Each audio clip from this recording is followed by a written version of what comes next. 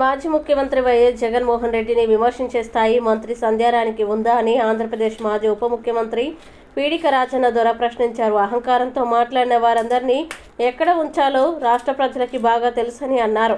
ఆదివారం ఆయన స్వగృహంలో విలేకరుల సమావేశం నిర్వహించారు. ఈ సందర్భంగా ఆయన మాట్లాడుతూ కూటమి ప్రభుత్వం అధికారంలోకి రావడానికి సూపర్ 6 హామీలు ఇస్తామని చెప్పి అధికారంలోకి వచ్చారని, అధికారంలోకి వచ్చిన తర్వాత ఒక్క హామీ కానీ ఒక సంక్షేమ పథకం కానీ ప్రజలకు ఇవ్వకపోవడంతో ఇలాంటి ప్రజా సమస్యపై ప్రభుత్వాన్ని మాజీ ముఖ్యమంత్రి వైఎస్ జగన్మోహన్ రెడ్డి అడగడం తప్ప అని అన్నారు. విధానం ఒకసారి చూడండి. గతంలో నేను చెప్పాను, నేను మాట్లాడింది సంజయ్ రాణి గారు మాట్లాడితే పక్కన పెట్టి చూసుకోమని విలేకరులకి చాలాసార్లు నేను విన్నవించాను.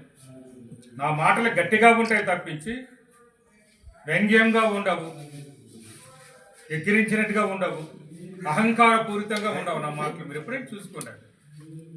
వ్యంగ్యంగా ఉండవు, ఎక్కిరించినట్టుగా ఉండవు, అహంకారపూరితంగా ఉండవు. నేను చెప్పాలనేది సూటిగా చెప్తాను, దానిని గట్టిగా చెప్తాను అంతే. సూటిగా చెప్తాను, గట్టిగా చెప్తాను అంతే. ఇప్పుడు గౌరవ మంత్రి గారు అక్కడికి కూడా తప్ప ప్రజాస్వామ్య దేశంలో దారిని పోయిన దాని కూడా అడిగి హక్కున్నది. మీరే చెప్పారు కదా, సూపర్ 6 లేకపోతే మమ్మల్ని పిలిచి పట్టుకోమన్నారు కదా. ఎవరు పిలిచి పట్టుకోవాలి? చంద్రబాబుని పిలిచి పట్టుకోవాలా? లోకేష్ పిలిచి పట్టుకోవాలా? సంజయ్ రాణి పిలిచి పట్టుకోవాలి? ఎవరు పిలిచి పట్టుకుని చెప్పండి. ఇప్పుడే చెప్పింది మీరు ఎన్నిసార్లు అన్నారు. కావాలంటే మా యూట్యూబ్లో ఉన్నాయి, చూపించబట్టి చూపిస్తాం. మా యూట్యూబ్లో ఉన్నాయి, పిలిచి పట్టుకోండి. మీరు చేయకపోతే, మీరు సూపర్ 6 ఇవ్వకపోతే చెప్పండి అని చెప్పారు. అక్కడికి జగన్ చెప్పాడు, మీరు చెప్పే లెక్కల ప్రకారం చూసి చాలా ఎక్కువ అవుతుంది, చాలా కష్టం అవుతుంది కూడా. ఇది లెక్కలు కూడా వేసి చెప్పాడు. వాళ్ళ మేనిఫెస్టో ప్రకారం ఎంత ఖర్చు అవుతుందో లెక్కలు, టీడీపీ ఇచ్చిన మేనిఫెస్టో ప్రకారం లెక్కలు చూస్తే ఎంత ఖర్చు అవుతుంది.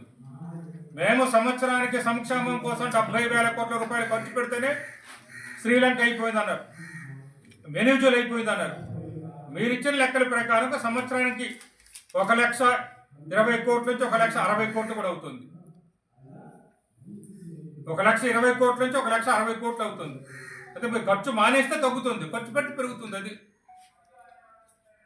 మేము 70,000 ఖర్చు పెడితేనే శ్రీలంక అన్నారు, మేము 70,000 ఖర్చు పెడితే వెనిజులా అన్నారు, మేము 70,000 ఖర్చు పెడితే ఆఫ్ఘనిస్తాన్ అన్నారు. మరి ఇప్పుడు మీ పరిస్థితి ఏమిటి? అబద్ధపు హామీలు ఇచ్చేసి అధికారంలోకి వచ్చారు. దాన్ని అడిగితే తప్ప, అంటాను నేను. అసలు మళ్ళీ చెప్తాను, దారిని పోయిన ప్రతి దానికి కూడా అడిగే హక్కు ఉన్నది. ఎవడైనా ఎక్కడైనా నిలదీసే హక్కు ఉన్నది. ఎక్కడైనా సరే ఎమ్మెల్యేని కానీ మంత్రులు కానీ నిలదీసే హక్కు ఉంది ప్రజలకి.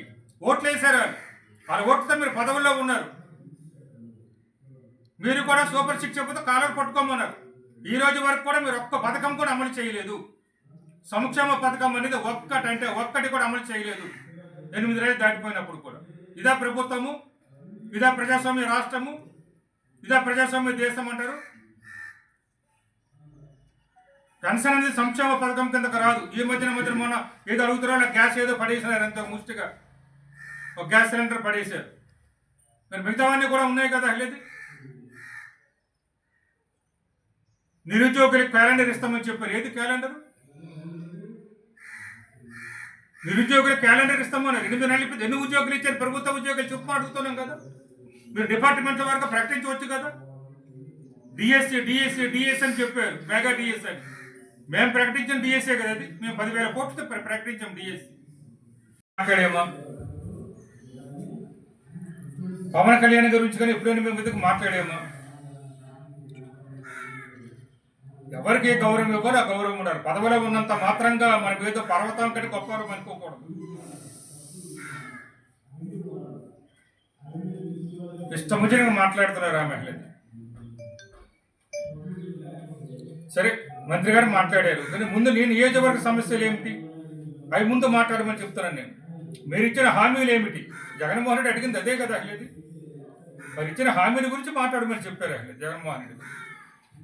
మీరు సూపర్ 6 ఏమైంది అని అన్నారు, మీ జిఎస్డిపి ఏమైంది అన్నారు. జిఎస్డిపి మీ మూలధన ఆదాయము 2014-19 ఎంత ఉన్నది? 2019-2024 ఎంత ఉన్నది చెప్పండి. అప్పుల గురించి జగన్ మీటర్ నొక్కేస్తుండు, బటన్ నొక్కేస్తుండు అని చెప్పారు. మరి ఇప్పుడు 1,45,000 కోట్ల రూపాయలు మీరు అప్పులు చేశారు కదా, ఆ అప్పులు చేశారు. మరి ఏం మీరెందుకు మీటర్ నొక్కలేదు? మీటర్ నొక్కలేదు బీజీ అన్నారు కదా అని అడుగుతున్నారు జగన్. అది ఇది మీటర్ నొక్కారు కదా, 147 కోట్లు సేలపోతుంది అన్నమాట. 1,47 కోట్లు త్వరలో అవుతుంది. ప్రస్తుతం 1,45,000, త్వరలో 1,47,000 కోట్లు కాబోతుంది. మంగళవారం కదా, ఆయన పోలవరం సోమవారం అన్నారు. ఇప్పుడు అప్పులకేమో మంగళవారం వెళ్ళవలసి వస్తుంది. రిజర్వ్ బ్యాంక్ ఆఫ్ ఇండియా మంగళవారం ఆక్షన్ వేస్తుంది. ఆ ఆక్షన్ ప్రకారం అప్పులు వస్తారండి. మరి దీని సంగతి ఏమిటి? మరి ఇన్ని తీసుకున్నారు. సూపర్ 6 మీరు బటన్ నొక్కొచ్చు కదా. 1,45,000 కోట్లు, సుమారు 1,45,000 కోట్లు తీసుకున్నారు. మీరు తీసుకోలేదు చెప్పండి. మేము చెప్పింది తప్పు అంటే, మా నాయకుడు మాజీ ముఖ్యమంత్రి జగన్మోహన్ రెడ్డి గారు చెప్పింది తప్పు అనుకుంటే, అలాగే ఇక్కడ రాజన్న ద్వారా మాజీ ఉప ముఖ్యమంత్రి చెప్పింది తప్పు అనుకుంటే మీరు ప్రజలకు చెప్పండి మేమంతా తీసుకోలేదు అప్పు అని. అప్పు తీసుకున్న వాళ్ళు బటన్ నొక్కొచ్చు కదా, బటన్ నొక్కేసాడు అని అంటున్నారు కదా. మీరు నొక్కొచ్చు కదా బటన్ అంటున్నారు. మీరు బటన్ నొక్కకుండా ఎవరు ఆఫ్ చేశారని అడుగుతున్నాం మిమ్మల్ని. తీసుకున్న డబ్బులు ఏం చేశారు అడుగుతున్నారు. అదే అడుగుతున్నారు జగన్మోహన్ రెడ్డి గారు. ఏం అడుగుతున్నారు? తీసుకున్న డబ్బులు ఏం చేశారు? మా హయాంలో అప్పులు చేశామన్నారు. ఎంత చెప్పారు మీకు తెలుసు. 14 లక్షల కోట్లు జగన్ చేశాడని ముందు చెప్పారు. ఊరూరు తిరిగి చెప్పారు. అటు జనసేన అయితేనే, టీడీపీ చంద్రబాబు గారు అయితేనే, మీ సంజయ్ రెడ్డి గారు అయితేనే 14 నుంచి 11 లక్షలకు వచ్చారు. 11 లక్షల నుంచి 9 లక్షలకు వచ్చారు. ఇప్పుడు అన్ని కలిపితే అన్ని కలిపితే 7 లక్షల కోట్లు లోపే కదా. 6,45,000 కోట్లు అంటారు. మరి 7 లక్షల లోపు అనుకుందాం వాళ్ళకి. మరి అబద్ధాలు కాదా మీరు చెప్పినవన్నీ కూడా?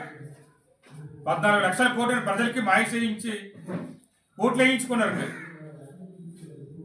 10 లక్షల కోట్లు అని చెప్పేసి ఓట్లు వేయించుకున్నారు. అప్పులు చేశారు జగన్ శ్రీలంక చేస్తున్నారు. 9 లక్షల కోట్లు చేయించిన జగన్ చేశారని ఓట్లు వేయించుకున్నారు. మరి మీ సంగతి ఏమిటి? ఇప్పుడు మీరు తీసుకున్నాం 1,45,000 కోట్లు ఏం